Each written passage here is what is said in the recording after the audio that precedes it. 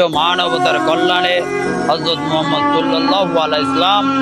আজ ভাবতেও কষ্ট লাগে এই লোকটা আমাদের মাঝে আর নাই। আমি তার সম্পর্কে কিছু জানি না, তবে এতটুকু শুনছি যে ভিডিওটা থেকে তার পরিচয় এতটুকু। ওর বাবা মারা গেছে রোড অ্যাক্সিডেন্টে 8 বছর আগে। 5 বছর আগে ওর মা মারা গেছে লিভার ক্যান্সারে। তারপর ছিল ওরা 2 ভাই। ওর ভাই হলো নাজিরপুরের থানার এসআই নাসির হোসেন। তখন উনি গত বছর মানে পহেলা রোজায় ধরা পড়ছে ক্যান্সার। উনি 15 রোজায় মারা গেছে। তো ওর ভাই মারা যাওয়ার পরে ও একদম রাস্তার উম্মত পাগল হয়ে গেছিল।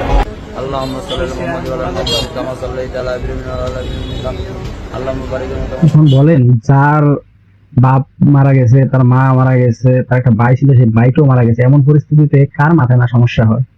তবে তার শুধু সমস্যা জানা সে পাগল হয়ে গেছে।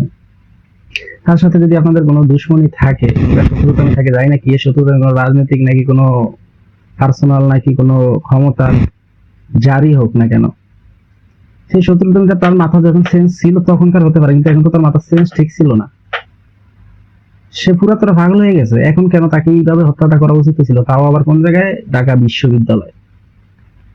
ঢাকা বিশ্ববিদ্যালয়, যে জায়গায় শিক্ষার আলো ছড়া উচিত, সেই জায়গায় কেন বয়ে আসছে এমন অন্ধকার তাও জানি না। কিন্তু তাকে এইভাবে, তাই সে এটা নিজেও জানতো না যে এই খানাটাই তার লাস্ট খানা ছিল, তার জীবনের শেষ খানা ছিল এই খানাটাই। আপনার কি মানুষ? নিজেকে একবার নিজে প্রশ্ন করে দেখবেন, আপনার কি মানুষ? তবে আইন বাহিনী এই ঘটনা তদন্ত করছে এবং অলরেডি 6 জনকে অ্যারেস্ট করছে। আমাদেরও ভাবতে হবে এই ধরনের ঘটনা পুনরাবৃত্তি যেন না হয়, সেটি আমরা কিভাবে নিশ্চিত করতে পারি। বিশ্ববিদ্যালয় হলো শিক্ষার মন্দির, সহিংসতা নয়। আসুন আমরা সবাই মিলে এইসব ঘটনাগুলোকে রুখে দাঁড়াই এবং একটি সুন্দর ও শান্তিপূর্ণ শিক্ষার পরিবেশ গড়ে তুলি।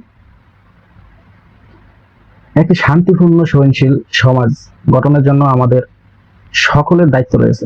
আসসালামু আলাইকুম। পর ভিডিওতে দেওয়া হবে। আশা করি এটা নতুন ছিলেন, সবাই এটা ফলো করে সাথে থাকবেন।